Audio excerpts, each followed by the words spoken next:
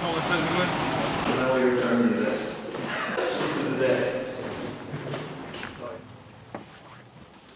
Excellent. Frostbitten, your next single. You're back in the studio. Back in the studio. Well, we're all happened. Where it all began. And I think you can see the trajectory of the track in this one. This is pretty much the piano take, right? So yeah. This is you talked about like this build. That's right. And this isn't like a pop song that goes like A, B, C. No. Bing. That's, I mean, the And it whole keeps- structure of the song kind of follows the single verse form where it's like part 1, part 2, part 3, part 4, big part, explosion, part 5, outro. I had an idea in my head, particularly for how I wanted the string sound to be. So we're talking about these ones. Oliver Arnold sounds. Arnold's ones, which he's an artist that really inspired you. Yeah, and he's an Icelandic still does. artist who makes very ambient sounding music.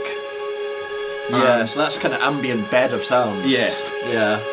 And we accompany it with this, what we call the live ether, Yeah. which is layers of sound made with cellos and violins that isn't really how, you're taught to play the violin or cello. Probably the sort of stuff you'd fail a classical exam for. But I think the process of... We didn't actually have this part of the session in mind. I think this came out of... it was an accident, I think. Did Sarah play a harmonic, or maybe Gudrun played a harmonic very lightly on the violin or the cello, and had this sort of scratchy physical quality to it that, really complemented the physical quality of the piano. It this is exactly what it was like to be in a snowstorm in the south of Iceland. This is where you... Is that what you hear when you, or see when you hear that? The wind and how it the direction of it can go from being in your face to then at your side, like swirling nature of it is captured so brilliantly in this.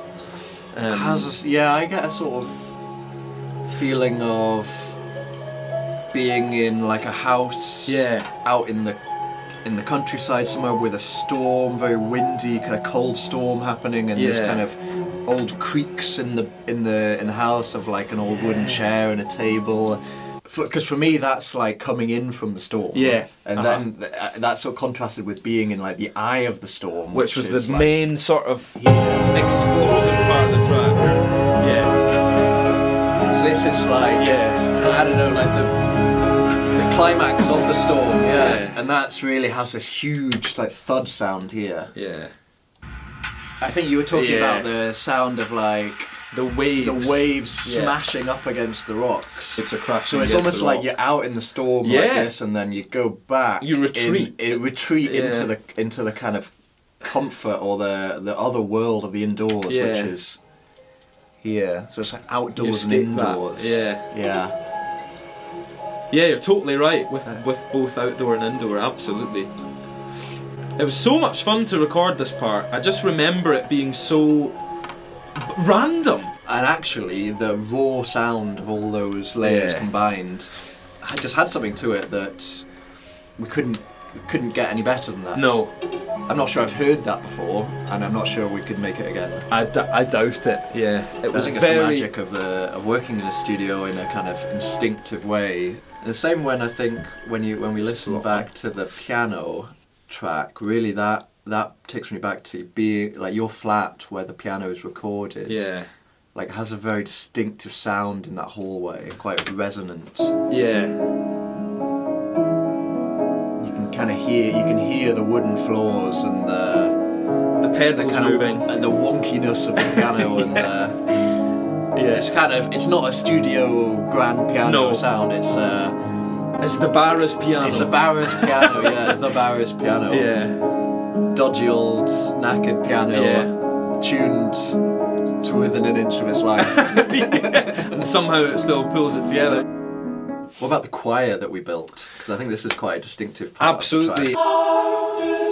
Yeah. I mean, unbelievably, I think I'm one of those voices. You are. It was me, you and Gudrun huddled around this microphone in here, and the brief was church choir boy choir. High pitch. High pitch, vulnerable, innocent, delicate vocals. And it happens at the same time as the storm is brewing, so it has this sort of strange tension between quite innocent sounds and quite like violent elements of nature. Yeah, absolutely. And I think at this point, the strings, particularly the cello, it starts to become more melodic and has a driven sound to it, you know. Okay. We've got the Russian cello sound. Let's have a listen to those Russian cello bits. So that with the vocals is quite...